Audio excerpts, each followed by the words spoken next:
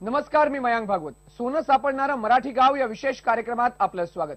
तुम्हाला कधी चालता चालता सोन्याची नाणी सापडली आहेत? तुम्ही म्हणाला काय प्रश्न विचारताय? सोन्याचे भाव गगनाला भिडताना असं सोनं सापडायला आपण काय रामराज्यात आहोत का? पण हे खरं आहे. कोल्हापूर जिल्ह्यातील करवीर तालुक्यातील बीड गावात सोनं सापडतंय.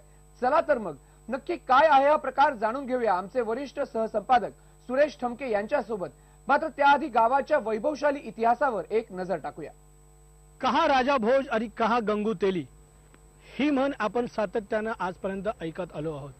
या म्हणीमध्ये राजा भोज याचं जे काही ऐश्वर्य आहे ते प्रतीत होतं. हेच ऐश्वर्य आज आपण पाहणार आहोत राजा भोज याच्या राजधानीत बीडमध्ये. हे बीड गाव राजा भोज यांची राजधानी होतं. या गावात आजही सोन्याचा पाऊस पडतो, अर्थात सोन्याची नाणी सापडतात. हे गाव आजही आपल्याला सधन पाहायला मिळतं. जर आपण पाहिलं तर या ठिकाणी माझ्या मागे अत्यंत हिरवीगार शेती आणि वाहनांची वर्दळ आपल्याला पाहायला मिळते. ही वर्दळ, ही संपन्नता, ही सुबत्ता आहे या बीड गावची. नेमकं या बीड गावामध्ये आणखीन काय काय दडलंय हे आपण आता जाणून घेणार आहोत. हे आहे कोल्हापूर जिल्ह्यातील करवीर तालुक्यातील बीड हे गाव. भोगावती आणि तुळशी या नद्यांच्या काठावर वसलेलं हे सधन गाव. गावात शिरतानाच तुम्हाला हिरवागार निसर्ग प्रसन्न करून टाकतो. राज्यात कितीही दुष्काळ असला तर या गावात पाण्याचं दुर्भिक्ष कधीच नसतं. कारण हे गाव होतं शिलाहार राजा भोज याची राजधानी. त्यामुळेच 12व्या शतकातील वैभवशाली इतिहासाच्या खुणा या गावात आजही सापडतात.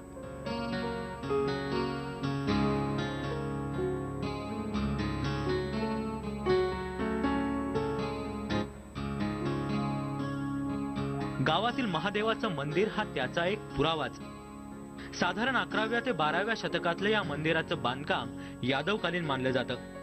मंदिराची रचना ही कोल्हापूरच्या अंबाबाईच्या मंदिरासारखीच केलेली दिसते. त्यामुळे मंदिराच्या बाहेर अंबाबाईच्या मूर्तीचीच हुबेहूब प्रतिकृती आपल्याला पाहायला मिळते. याच पद्धतीची, याच साच्याची, याच आकाराची मूर्ती आपल्याला कोल्हापूरच्या अंबाबाईच्या मंदिरामध्ये दिसते. हे जे राजा भोज किंवा जो काही शिलाहार वंशाचा हा इथे शेवटचा राजा होता तो होता 12व्या शतकातला. कोल्हापूरमधलं अंबाबाईचं मंदिर आहे ते त्या आधी बांधलं गेलंय आणि त्याची प्रतिकृती आपल्याला या ठिकाणी पाहायला मिळते. एकूणच हा राजा अतिशय धार्मिक वृत्तीचा होता. राजा भोज यांची राजधानी असलेलं हे गाव म्हणजे वीरांची खाणच. या बीड गावात अनेक योद्ध्यांनी जन्म घेतला. युद्धात वीरगती प्राप्त झालेल्या या गावातील वीरांच्या आठवणींचे स्मारक शिल्प म्हणजे वीरगड.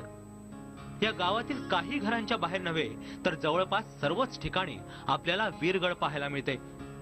त्यावरून गावातील वीरांच्या बलिदानाची कल्पना येते.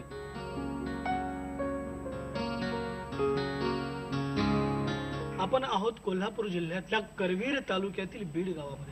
हे गाव शिलाहार राजाचा जो राजा भोज आहे त्या राजा भोजची राजधानी मानली जाते. या गावांमध्ये जो काही इतिहास आपल्याला सापडतोय तो अतिशय वीरगतीचा इतिहास सापडतो. या गावांमधल्या ही शिल्प अशी आहेत, जो योद्धा वीरगती प्राप्त करतो त्याला स्वप्राप्ती होते अशा पद्धतीचं मानलं जायचं.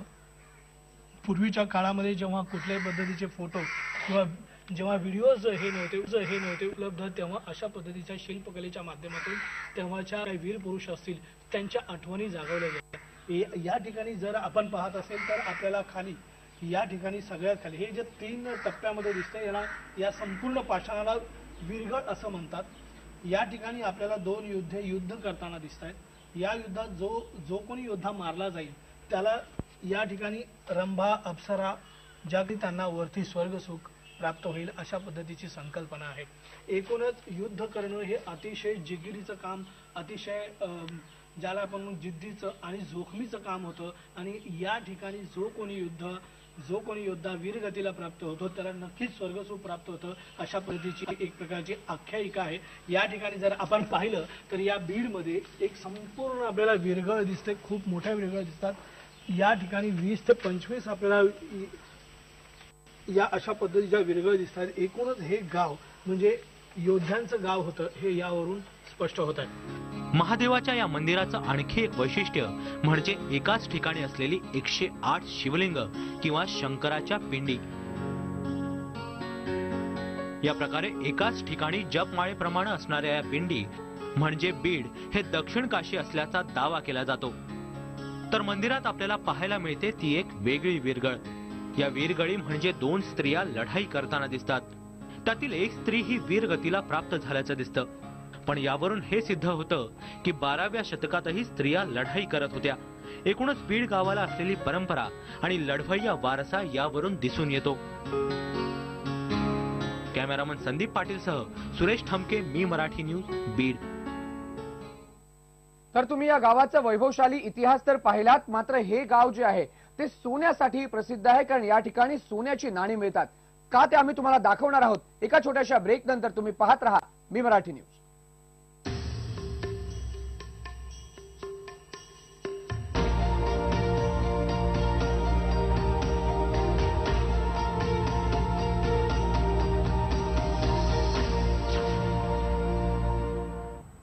ब्रेक नंतर मी मराठीच्या विशेष कार्यक्रमात तुमचं पुन्हा एकदा स्वागत. बीडच्या वैभवशाली इतिहासाप्रमाणेच एक आश्चर्यकारक गोष्ट म्हणजे बीडमध्ये सापडणारी सोन्याची नाणी. होय, बीड हे एकमेव मराठी गाव आहे जिथे अजूनही सोन्याची नाणी म्हणजेच मुद्रा सापडतात. नेमकं काय आहे हे गौड बंगाल, कशी असतात ही नाणी, जाणून घेऊया. ही आहेत सोन्याची नाणी. बीड गावाच्या हद्दीत ही नाणी गावकऱ्यांना आजही सापडतायत. अत्यंत लहान डाळीच्या आकाराची ही नाणी आहेत. त्यावर विविध चिन्ह कोरलेली दिसतात. ही नाणी म्हणजे गावचा इतिहास आहे, वैभवशाली ठेवा आहे असं गावकरी सांगतायत. काही लोकांचं म्हणणं आहे ते चलनात नाणी आहेत आणि काही लोकांचं काय म्हणणं आहे की त्या म्हणजे उधळल्याच येतात. त्या म्हणजे पूर्वी राजा लोकांच्या ह्याच्यावर म्हणजे आनंदा प्रतीर्थ म्हणजे त्या उधळल्याच येतात. अगदी अगदी लहान आहेत त्या. ही नाणी कधी शेतात, कधी घराच्या वळचणीला, तर कधी झाडांच्या पानांवर पाहायला मिळतात. पक्ष्यांच्या पायांनी किंवा चोचीने ही झाडांच्या पानावर आढळतात असं जाणकारांचं म्हणणं आहे. सुरेश ठमके, मी मराठी न्यूज, बीड, कोल्हापूर. पण कशी सापडतात ही नाणी, नेमकं काय आहे त्यामागची पार्श्वभूमी आणि इतिहास, तसंच बीड गावच्या प्राचीनतेचा इतिहास काय आहे, जाणून घेऊया मंदिर शास्त्राचे अभ्यासक उमाकांत राणिंगा यांच्याकडून. एखाद्या गावाची भरभराट झाली की त्या गावामध्ये सोन्याचा पाऊस पडतो असं सांगितलं जातं, अशी आख्यायिका आहे. पण कोल्हापूर जिल्ह्यामधल्या बीड गावामध्ये सोन्याची नाणी सापडतात. आजही तिथं सोन्याचा पाऊस पडतो असं म्हटलं जातं. प्राचीन जे अभ्यासक आहेत मूर्ती आणि मंदिर शास्त्राचे उमाकांत राणिंगा यांच्याकडून. नमस्कार. बीडच्या गावाचा आम्ही गेली 15 वर्ष अभ्यास करतो आणि या अभ्यासातून बीडचे विविध इतिहासाचे कंगोरे आमच्या नजरेसमोर आले. सोन्याच्या नाण्याचा पाऊस हा त्यातलाच एक भाग आहे. या गावामध्ये आज सुद्धा सोन्याची नाणी सापडतात. गावामध्ये शेकडो घरामध्ये ही नाणी आपल्याला पाहायला मिळतात. ही नाणी कशी सापडतात? कधी खापरावर सापडतात, कधी शेतात नांगरताना सापडतात. गावकऱ्यांची श्रद्धा अशी आहे की गावामध्ये सोन्याच्या नाण्याचा पाऊस पडतो. आता सोन्याच्या नाण्याचा पाऊस अशी जेव्हा आपण विचारात घेतो संकल्पना, त्यावेळेला ती नाणी आपल्या नजरेसमोर आताच्या चलनात नाणी असतात तशी असतात. परंतु बीडमधली नाणी अतिशय वेगळी आणि वैशिष्ट्यपूर्ण नाणी जी सापडतात आपल्याला. तर त्या नाण्यांचं वैशिष्ट्य असं आहे की अगदी हरभऱ्याच्या डाळीपासून मसुरीच्या डाळी इतके छोटे त्याचे आकार आहेत आणि इतक्या छोट्या सोन्याच्या नाण्यांच्यावर हत्ती, गरुड, नाग, त्रिशूळ अशी चिन्ह अंकित केलेली आहेत. इतकंच नव्हे तर अगदी मसुरीच्या डाळी एवढ्या एका आकाराच्या नाण्यावर हत्तीच्या अंगावरचे अलंकार सुद्धा कोरलेले स्पष्टपणे दिसतात. हे इतकं प्राचीन काळचं सोन्यावरचं कोरीव काम आणि सर्व नाणी विशेष म्हणजे चोख सोन्यामध्ये घडवलेली आपल्याला पाहायला मिळतात. ही नाणी चलनातली नाणी नव्हेत. चलनातली नाणी असण्यासाठी चलनातली जेव्हा नाणी असतात तेव्हा त्याचा आकार एक ठराविक विशिष्ट प्रकारचा साचा असतो आणि त्याच्यावरती काहीतरी खूण असते चलनाची, तिचे मूल्य दाखवणारी. परंतु बीडमध्ये जी उधळली गेलेली नाणी आहेत, उधळली गेलेली असा शब्द मी वापरतो कारण बीडमधल्या लोकांची अशी समजूत आहे की बीड ही ज्या भोजराजानं पन्हाळा किल्ला बांधला त्या भोजराजाची राजधानी. हा भोजराजा कोण? तर शिलाहार वंशाचा अखेरचा राजा. शिलाहार वंशाचा ऱ्हास झाल्यानंतर या करवीर क्षेत्रावरती यादवांची राजवट आली. सिंगणदेव यादवाने शिलाहारांचा पराभव केला. तो शेवटचा शिलाहार राजा म्हणजे भोज.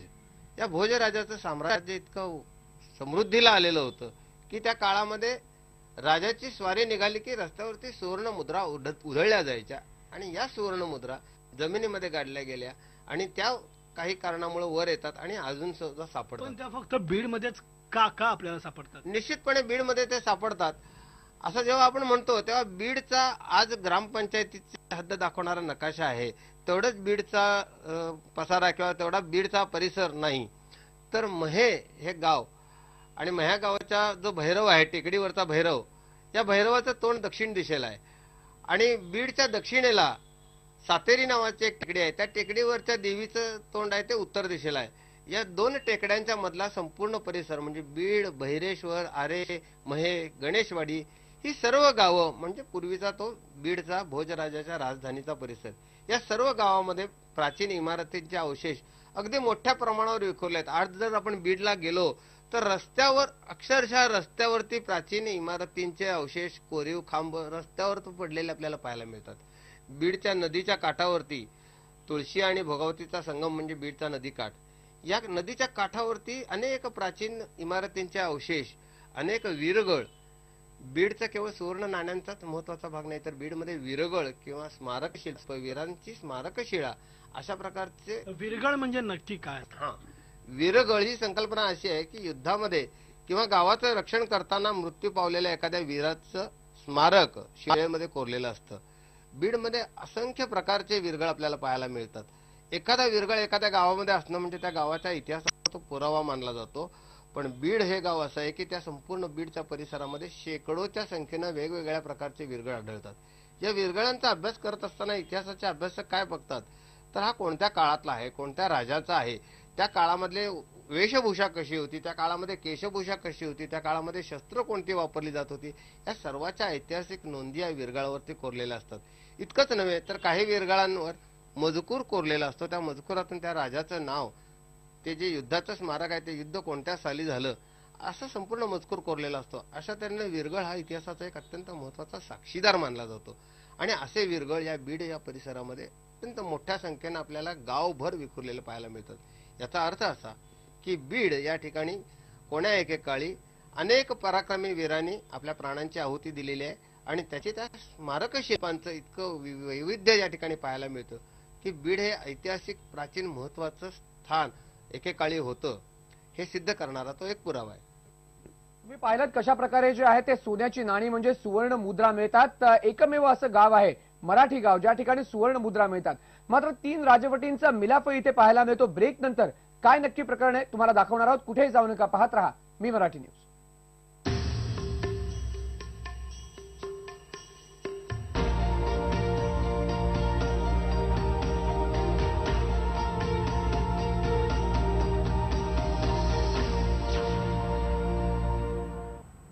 ब्रेक नंतर आमच्या विशेष कार्यक्रमात तुमचं पुन्हा एकदा स्वागत. बीड गावच्या परिसरात सर्वत्र सोन्याची नाणी आणि परंपरेचे दाखले देणारे पुरावे सापडतात. केवळ एकच नव्हे तर 2-3 राजवटींचा मिलाफही यातून पाहायला मिळतो.